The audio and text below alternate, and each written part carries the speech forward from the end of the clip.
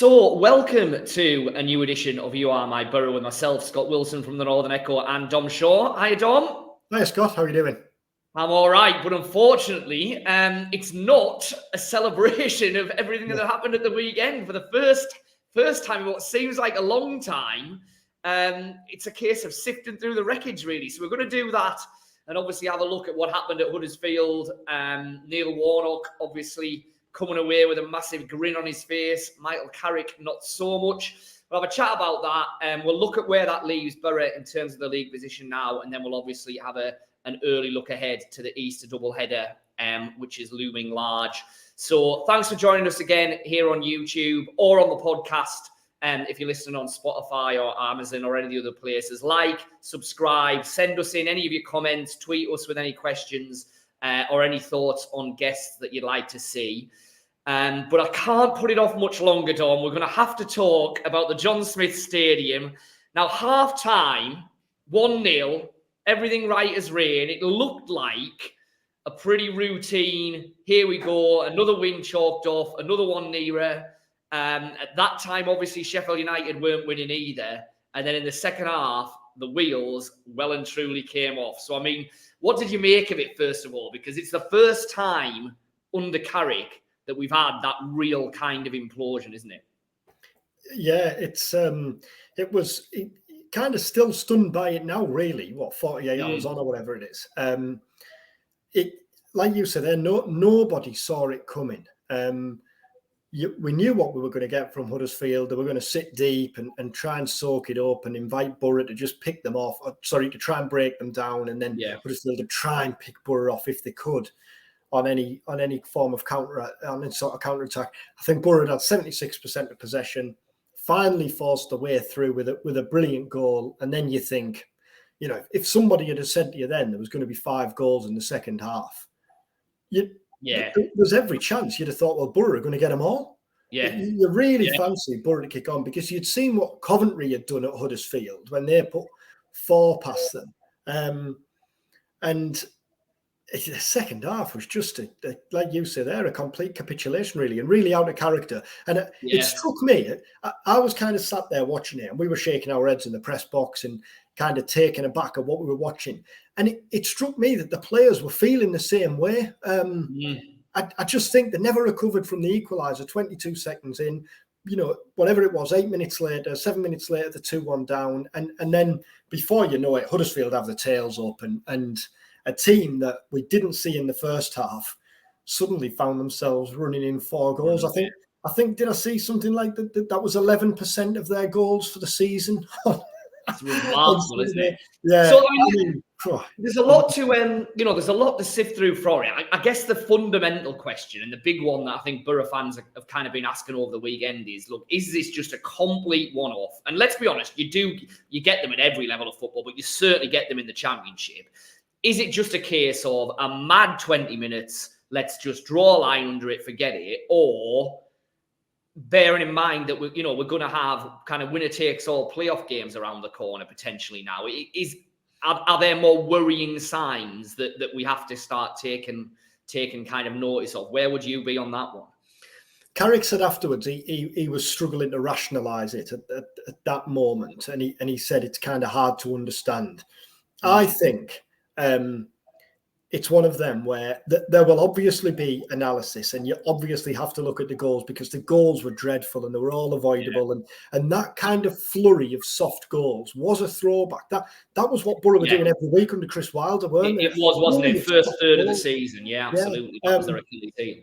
So you can't ignore those goals and the manner of the goals and what led to them. But I do think there's an element of, let's draw a line under it and move on. I don't think there'll be kind of a mass inquest at Rockcliffe this week or anything like that. Now, that's not to say that Boro and Carrick and the coaching team will put their head in the sand and ignore the issues that were there. But these aren't issues that we're seeing every week. No, definitely not.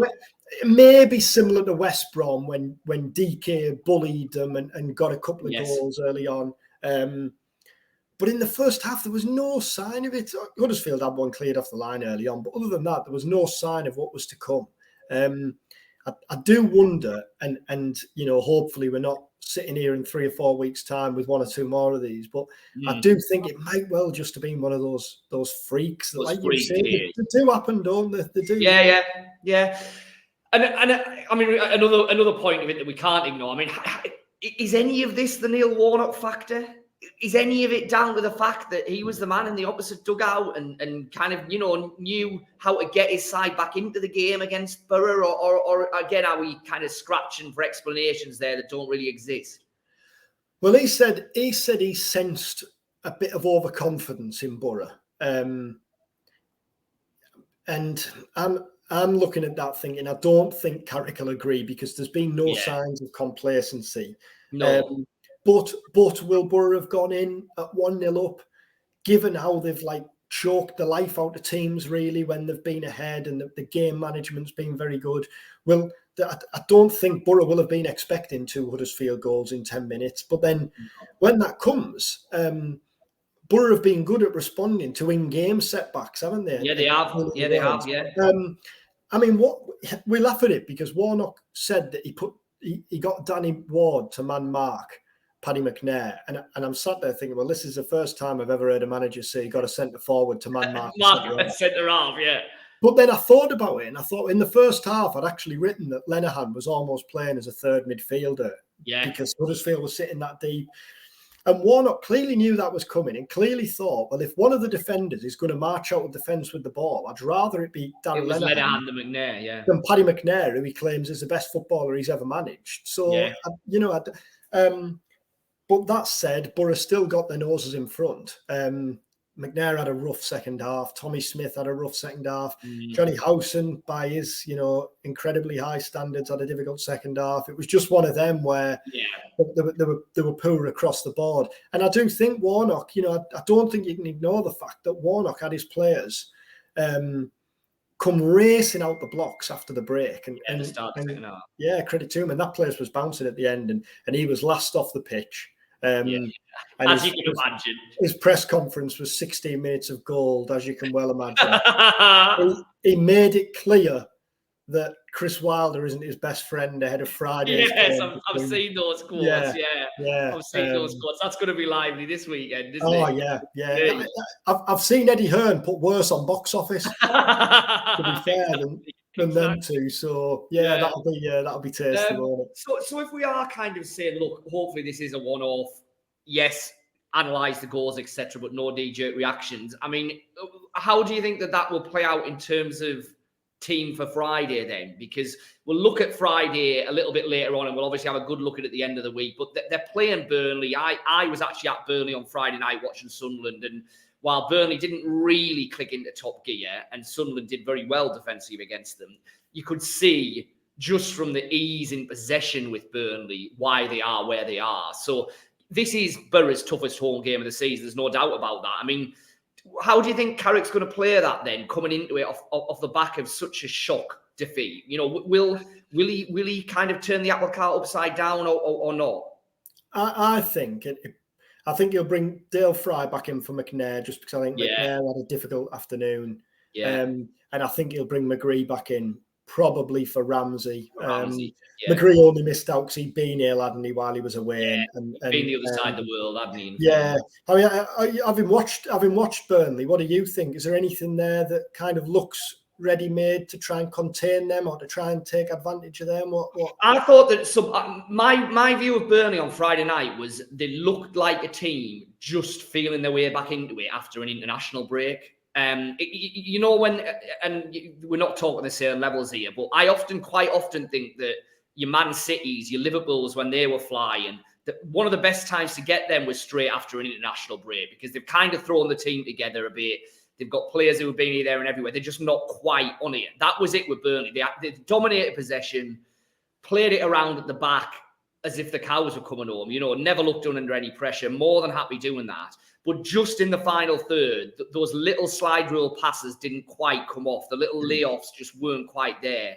And as I say, Sunderland threw bodies on the line. They did really well. But it's going to be interesting on Friday, in that, you've probably got the two sides in the Championship who both want to dominate possession and like to have the ball and like to be on the front foot and like to play it around. And how that plays out, if I'd be surprised, for all that they've been really good, having watched how comfortable Burnley were with the ball, if Boro have more than 50% possession on Friday. Right. I think Burnley, even as the away side, will probably have most of the ball. And it'll be interesting to see how Boro set up against that, I think that's part, I know we'll talk about this later in the week, but that's part of the incredible job Vincent Kompany's done there, because he's completely transformed the way they play so quickly, hasn't he? Like the Burnley way was a thing, really, wasn't it? Yeah, and you know, he's obviously brought in a fair chunk of players, some of whom he spent an awful lot of money on, but there are still, you know, I mean, Brownhill played in the week, Roberts played, you know, Ashley Barnes obviously still there doing what he does. There is still the remnants of some of that squad, and yet, yeah, he's got them to buy into the new way that he wants to do things so quickly and so effectively. I do think a team playing against a team that play football will benefit Boro. Suits Boro, yeah, I think so. Huddersfield have no intention. You know that's not a criticism. Warnock's playing the strength, and Christ Almighty, get 7 points out of Norwich, Millwall, and Boro. They've got to stay up now, you would think, just with that momentum and that. And Burnley gave Sunderland chances, to be fair. I mean, Sunderland hit the bar. They had another couple of decent opportunities.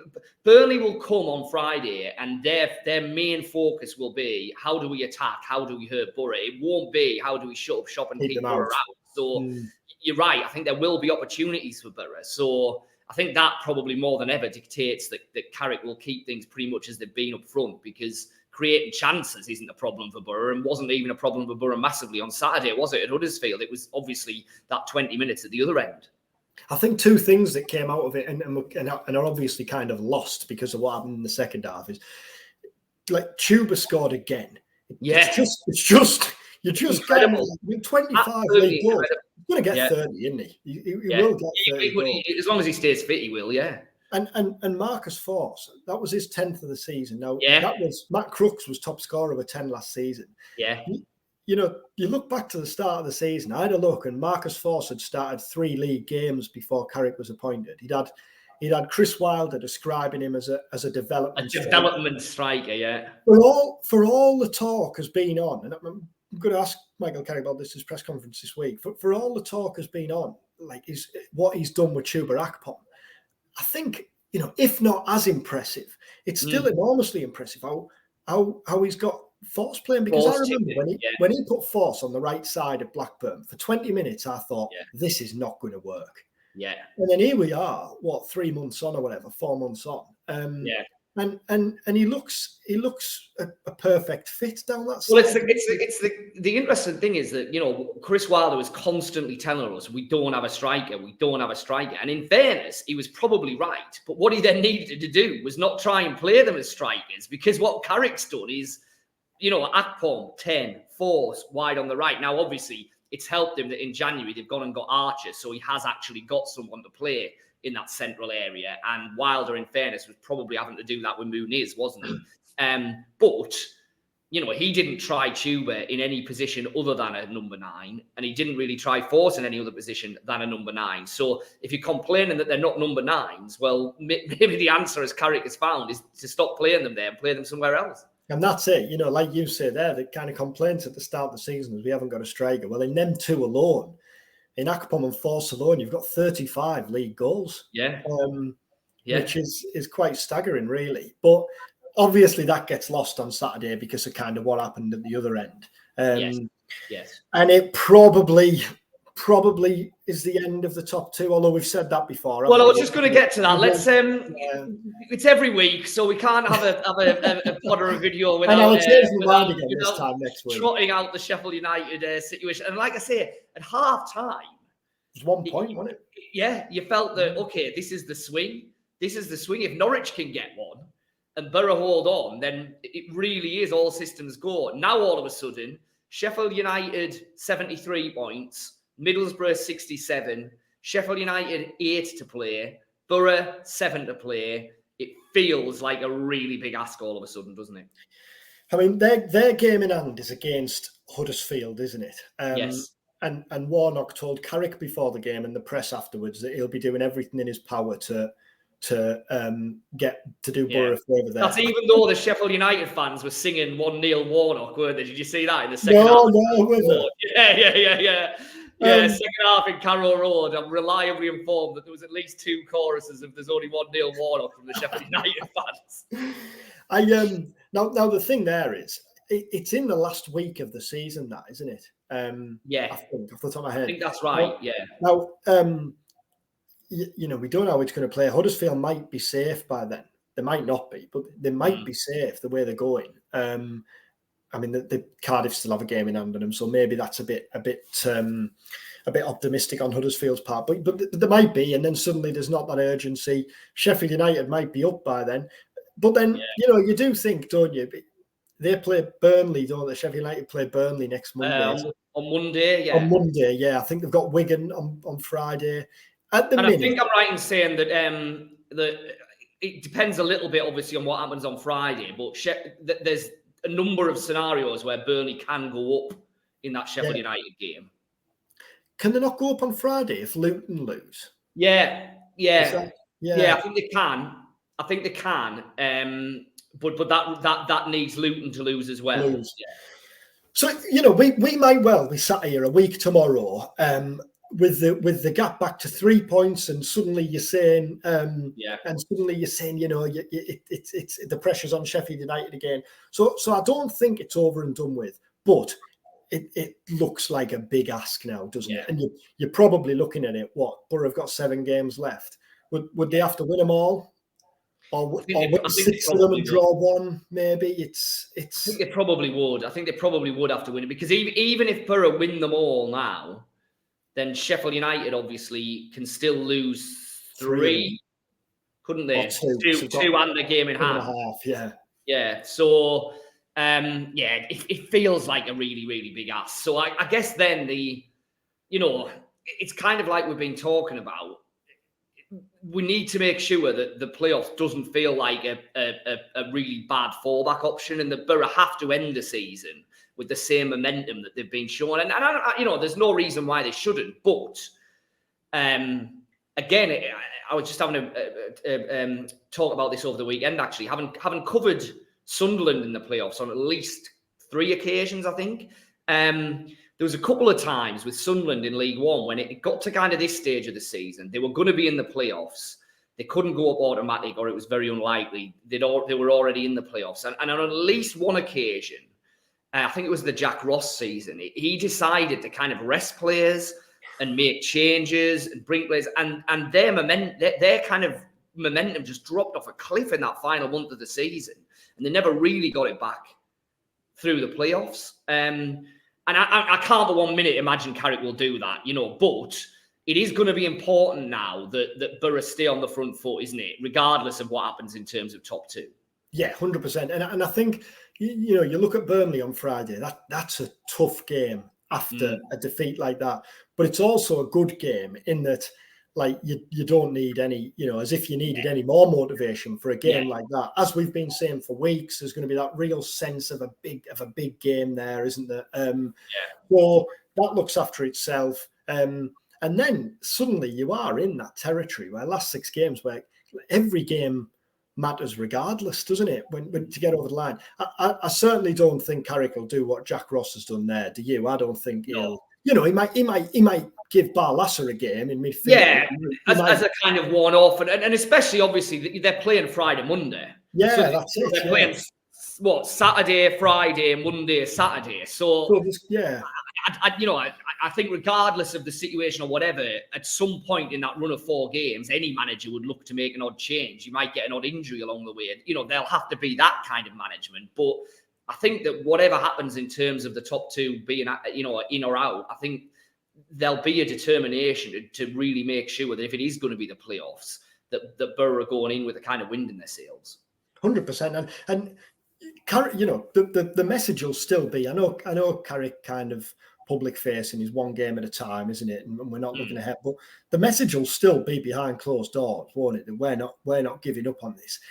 As a player, Carrick has been on the receiving end when you think back to the Manchester City title win, and being the winner in the most unlikely of title turnarounds, hasn't it? So he'll be using all of his experience, and I do think it helps Boro to have the perspective of where they've come from.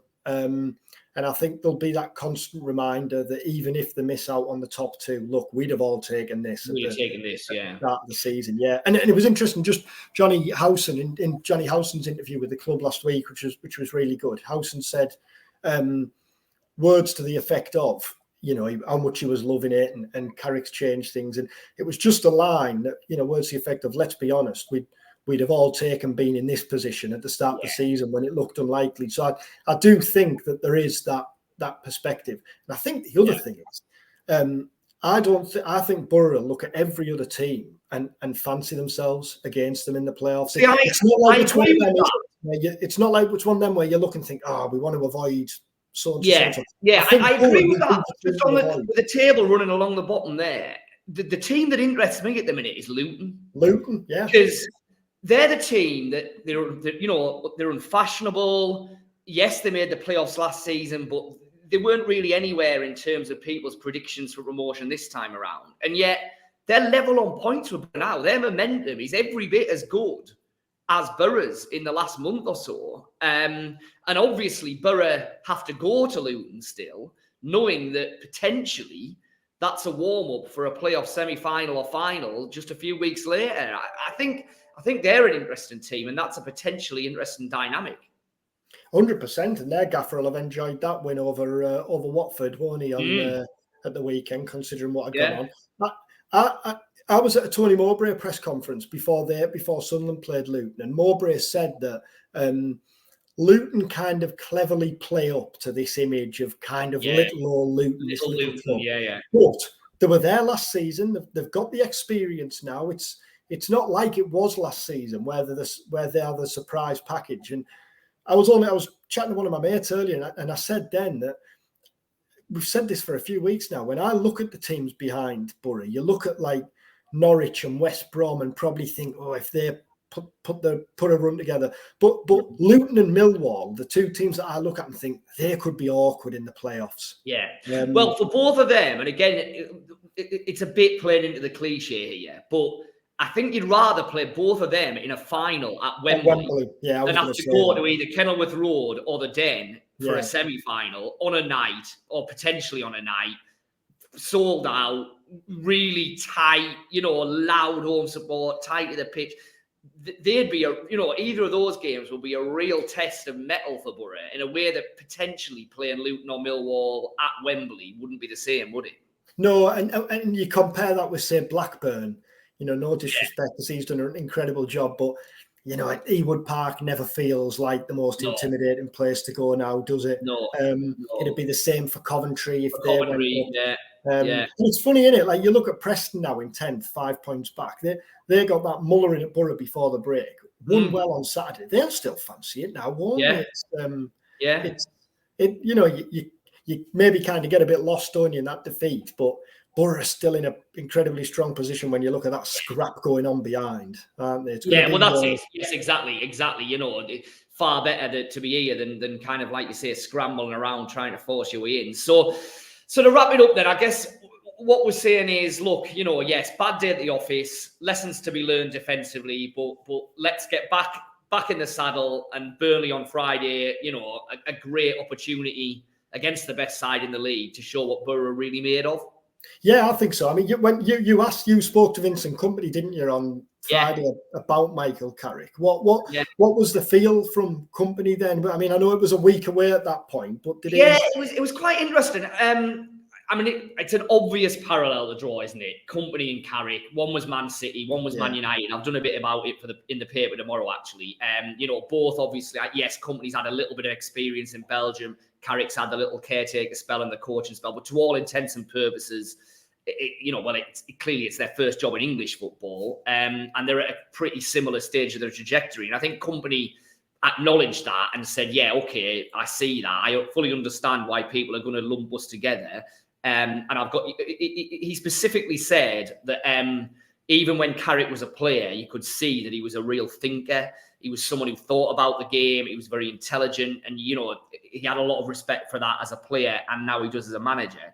But I think what he was also trying to say was, well, yeah, but just because we're two young managers who've played at the highest level doesn't necessarily mean that we do the same things, we think the same things, we want the same things. You know, I think he was saying, I'm my own man, he's his own man, but there are obvious parallels there. And I think even at this stage of their respective managerial careers, I think there is a mutual respect for the job that they're doing with their respective clubs.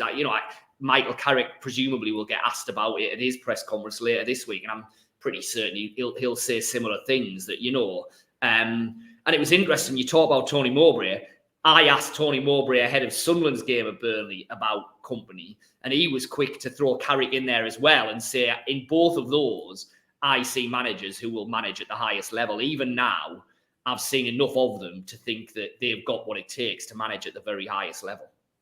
Yeah, it's and you can feel that buzz from the outside, can't you? I've read a few national newspaper Starting to get a bit more interested. Yeah, because from the outside looking in, with both Company and Burnley and Carrick at Boro, there's a story there, isn't there? There's there's big names, there's personality, especially with Boro, given where they've come from this season, and with it being Carrick's first job. The obvious Man United link. So I think there'll be a bit of a buzz around the game on Friday night in the build up to the game, because and obviously there's no there might be a Premier League game. I don't know. I don't think there is actually, but the fixtures are weekend. The Premier League fixtures are Saturday, so it's the biggest game in the country, really, isn't it? On Friday, and obviously live on Sky, etc., etc. So yeah, it should be interesting. Just quickly before we wrap up, I got some feedback over the weekend, which I think was a compliment. It was a Neil Warnock. It was a response to the Neil Warnock video.